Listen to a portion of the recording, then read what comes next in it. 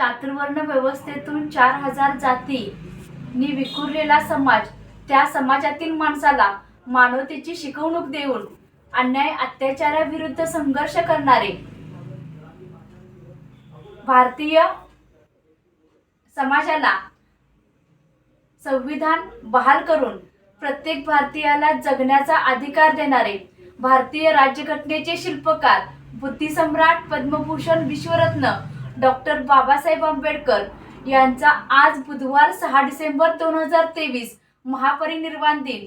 या निमित्त मी सहाय्यक प्राध्यापक Rupali Sunil Patil, ND Chougule group of institutions Asurle Porle यांच्या वतीने त्यांच्या कार्याला विनम्र अभिवादन करते.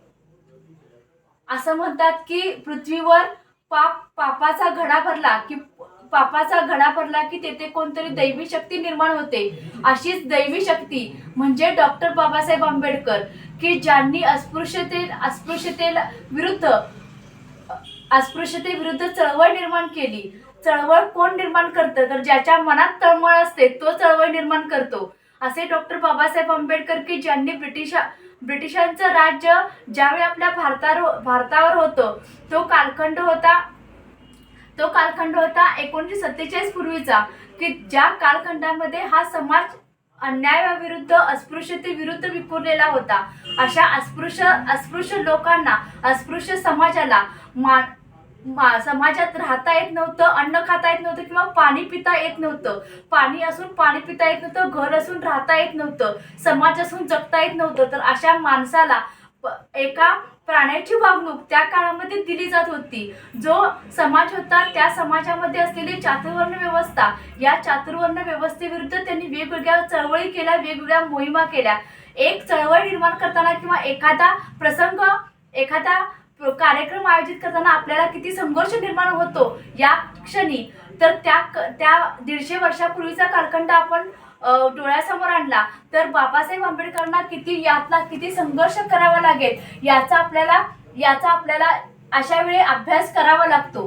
तर यावेळी जो समाज होता त्या समाजाला, अस्पृश्यता जो समाज होता तो समाज हा वंचित समाज म्हणून विखुरलेला होता. त्यांना कनिष्ठ वर्गाची कामं दिली जात होती. तर भारतीय संविधान ज्यावेळी डॉक्टर बाबासाहेब आंबेडकरांनी लिहिलं त्यावेळी त्या संविधानामध्ये प्रत्येक भारतीयाला समान वागणूक देणे किंवा प्रत्येक भारतीयाला हक्क, अधिकार मिळावा यासाठी त्यांनी अभ्यास करून हे संविधान दिलं. ज्यामुळे आज प्रत्येकाला स्वातंत्र्य आहे. ते मतदानाचं स्वातंत्र्य असेल, विचाराचं स्वातंत्र्य असेल, शिक्षणाचा अधिकार असेल, प्रत्येक अधिकार जो मिळालाय तो आपल्याला डॉक्टर बाबासाहेब आंबेडकर यांच्यामुळे मिळालेला आहे. आज प्रत्येकानं डॉक्टर बाबासाहेब आंबेडकर यांच्या विचारांचा प्रचार प्रसार करायला पाहिजे. आणि हा विचार करत असताना आपण मानवतेची भूमिका ठेवून मानवता हा धर्म स्वीकारून आपण आपल्या संविधानाचा आदर केला पाहिजे. आणि संविधानाचा अभ्यास करून प्रत्येक नागरिकांना आपला कसा विकास होईल आणि आपला यातून भारतीय सुजाण नागरिक आपण कसे बनू याबद्दल अभ्यासलं पाहिजे. आज भारतीय संविधान हे जगापुढे एक आदर्श आहे. तर भारत हा आदर्श कसा बनेल यासाठी भारतीय युवकांनी पुढे गेलं पाहिजे.